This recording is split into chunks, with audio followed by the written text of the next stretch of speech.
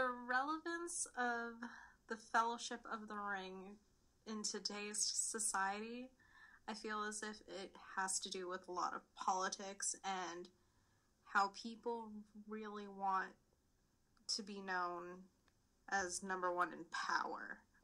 The United States presidency, the dictatorship in Korea, Russia and Vladimir Putin. There's a lot of competing countries looking for that one spot of power. Very relevant in a sense that our country and our world today is facing the problem with power and domination, freedom and domination. The Lord of the Rings tells the story of the struggle and fight between good and evil. The journey itself seems like follows the path of life.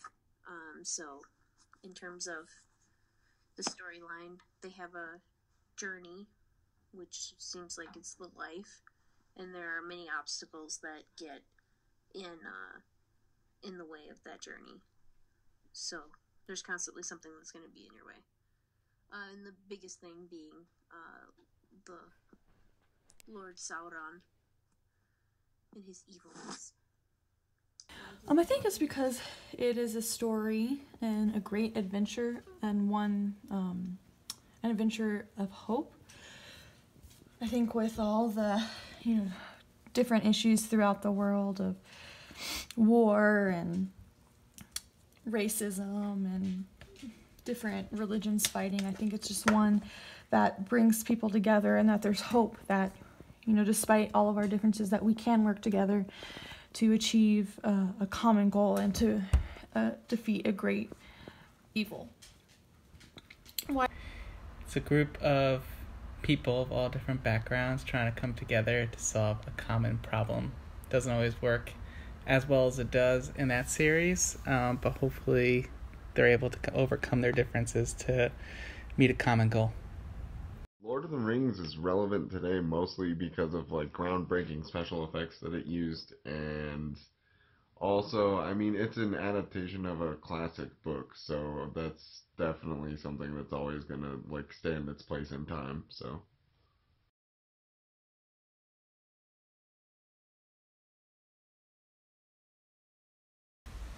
because it has Elijah Wood.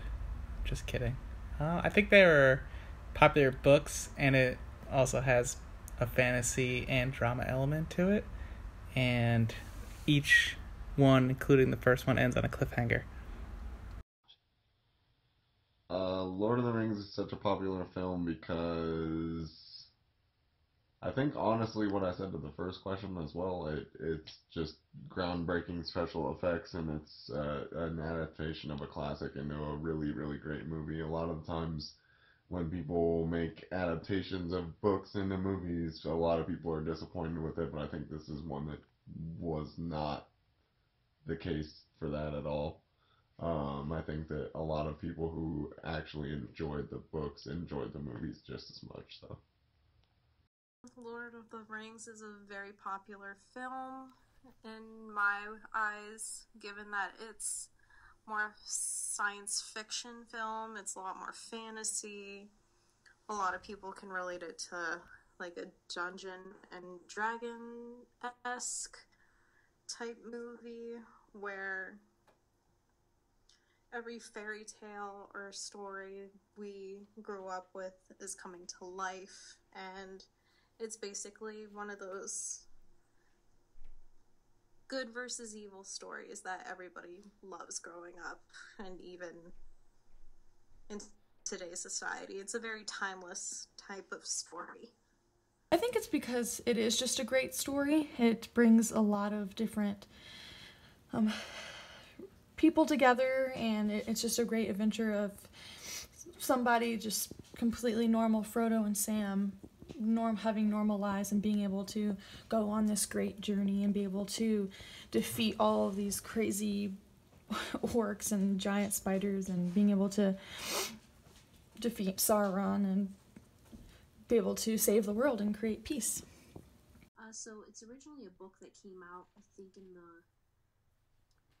70s or 80s, maybe even early 60s or late 60s. I can't recall the exact year.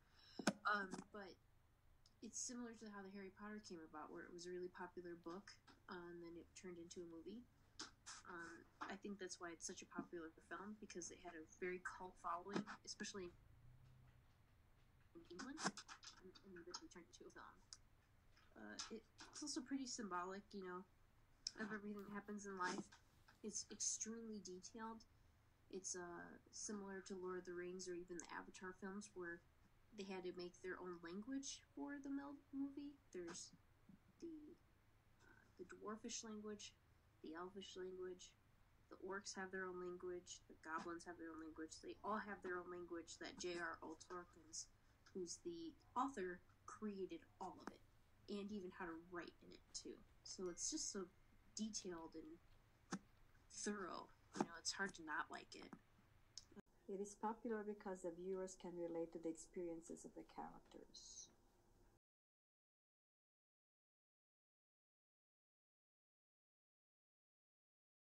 It's explicitly adventure, action adventure, and fantasy.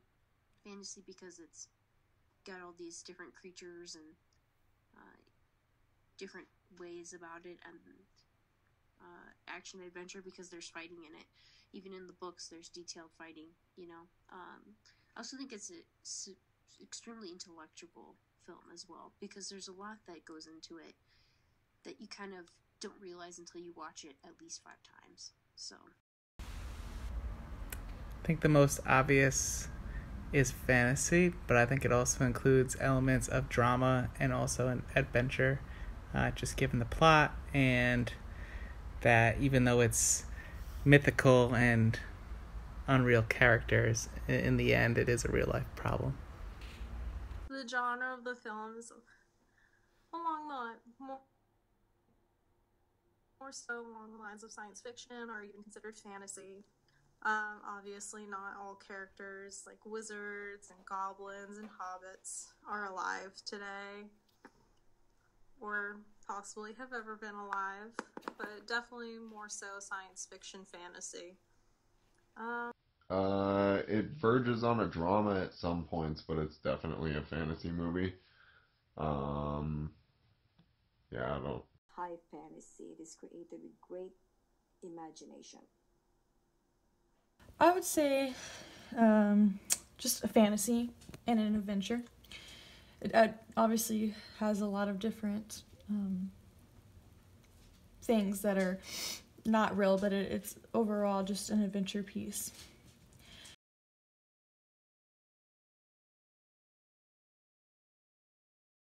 Okay, so Lord of the Rings, as far as gender, I guess it doesn't really take on anything until later movies, but in the first one, it definitely takes on a real role of like a real weird perspective of race, because it's actually a bunch of different races that form the Fellowship and have to work together to accomplish their goal in the first place. So it's it's kind of racially themed, but very subtly, since it's different species of creatures in some mythical world.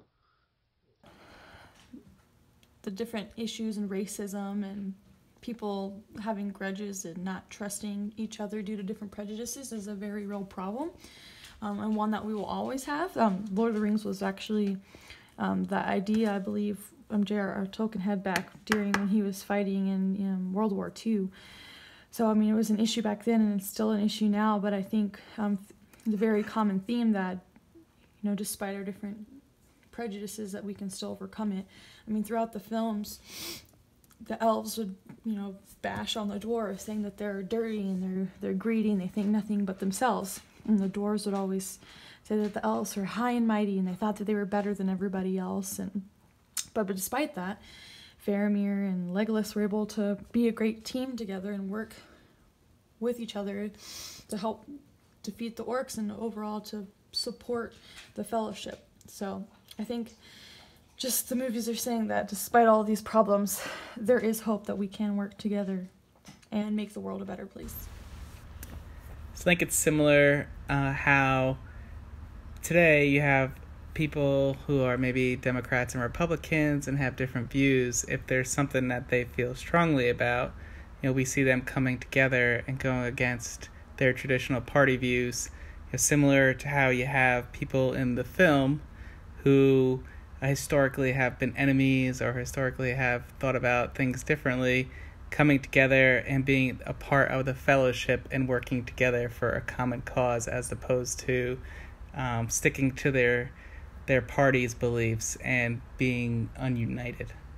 Film to me is a lot more focused on masculinity, where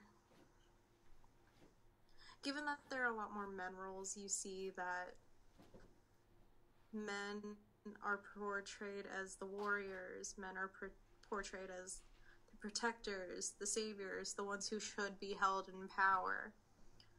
The women that are portrayed do have a sense of power, but they're a lot more seen as very full of wisdom, very beautiful, known for giving help, while men are very much taking action, fighting for the power that they believe in, and going for that cause. Politics, because there's an overlord who's that nobody really agrees with, and he wants his way, and they have to kind of stand up as the people come together as different people, gender, races. They all come together to defeat the ultimate thing that needs to be defeated, really. Gender-wise, I think it's pretty neutral gender-wise.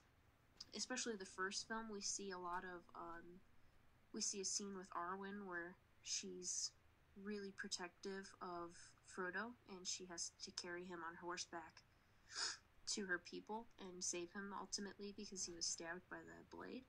And she's so cool in that film, or that scene, because she's taking charge of the moment. Nobody's there helping her. It's just her, and she has to use her magic and her thought, quick thinking, to get them out of that situation and ultimate death, to save the ring bearer. And the same thing goes for all the other characters. No matter how small they are, even Frodo at the end of it takes it upon himself at the end of the film to leave all the ultimate protectors of him, all the strongest people who have been fighting all the bad guys for him. He takes it upon himself, even though he's a hobbit, that it's his journey and that he has to take action, no matter how small and unskilled in the fighting, area of expertise he is. He's very brave, no matter what. So I think it says a lot about, in terms of gender, race, equality, or whatever. It seems pretty equal, no matter what size you are, what gender you are, anything. It touches base with a lot of those things. And then there's really not much, because females are not depicted in a sense that is in competition with the male characters. They're basically equal in a sense that there's no clash between the two genders. Race, there's a big difference between the Middle Earth. If one is to understand what the Middle Earth people were about, they have a different understanding and level in comparison to the other parts of the world. Politics, same as number one. There is, the film says that some people struggle to gain power. At the same time, they fight between good and evil.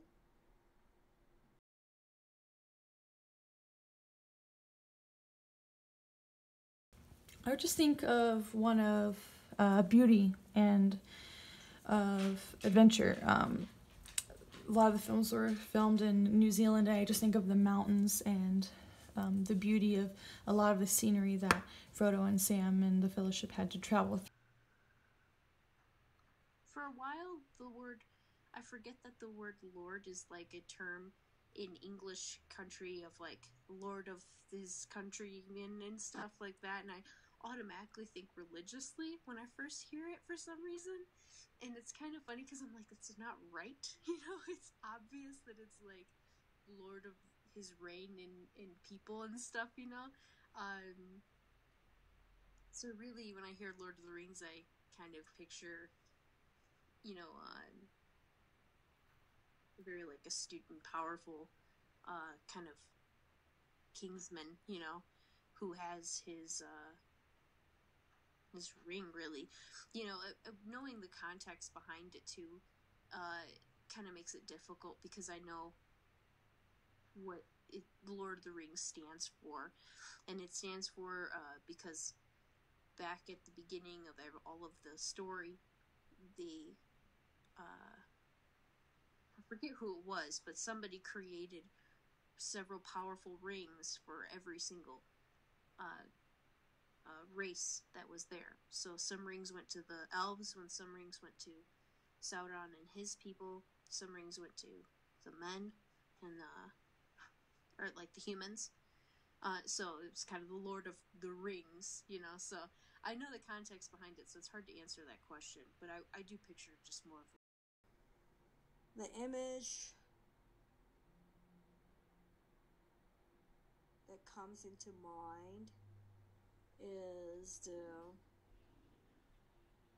powerful presidents of this world, like the US, versus the powers and presidents and kings in Europe. The image that I see when I hear the phrase Lord of the Rings, I always picture the one scene with Gollum and the My Precious scene. Everyone fights over the ring, which holds the greatest amount of power, and that symbolizes to me that whoever has the ring basically is the ruler of the world, and that's what happens today within certain levels of entitlement. If you're known as the most powerful human being in the world, you have all the power. I think of the very end of the movie when Gandalf is on the rock bridge and Sauron and the fire monster are coming up after them, and they escape, but Gandalf dies. It's very sad. Definitely think of the ring. Obviously. Also, I guess kind of think of Frodo, but yeah.